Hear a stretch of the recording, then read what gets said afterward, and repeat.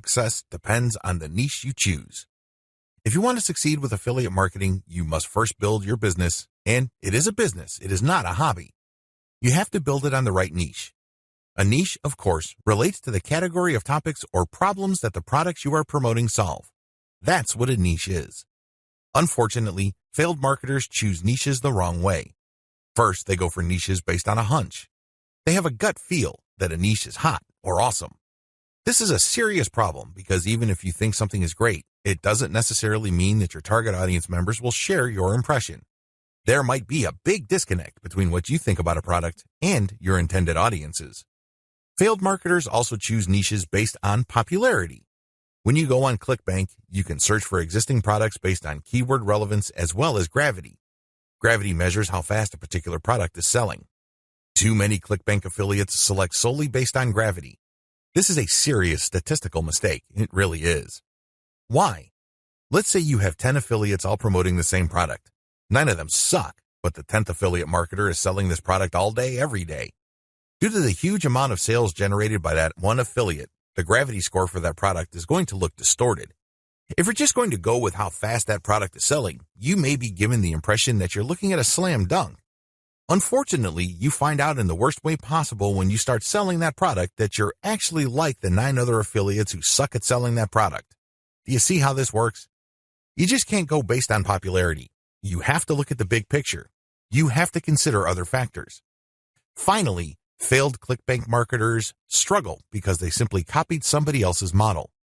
Don't get me wrong, if you know what you're doing, copying somebody else's success can lead to your own success. I have no problems with copying. What I do have problems with is when you copy blindly. Unfortunately, this is precisely what these struggling or failed ClickBank marketers do. How winning ClickBank marketers choose niches. Now that you have a clear understanding of how failed marketers choose ClickBank niches, let me tell you how successful ClickBank marketers play the game. First, they find traffic. This is very important. You must determine whether a niche has demand or not. This is the first question you need to ask yourself. Is there an existing demand for this type of product? Put it another way. Do the problems that these products solve get enough interest on the internet? Are people willing to buy solutions to these problems? Next, successful ClickBank marketers figure out how other existing marketers market that product. They don't start from scratch. They don't trust their gut instincts. They don't follow their hunches. Instead, they look at what already works. They look for objective proof that the promotion model set by a competitor succeeds at some level or another. Third, successful ClickBank marketers create a value-driven marketing platform to promote ClickBank products. They don't just post content. They don't just blast out links. They create an integrated system that markets many different ClickBank products over time. Usually, they use a mailing list to do this. They attract people based on content, get people to sign up to their mailing list, and then they send useful information alternating with promotional offers.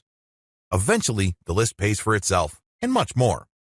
Finally, successful ClickBank affiliates use a 3-layer conversion system.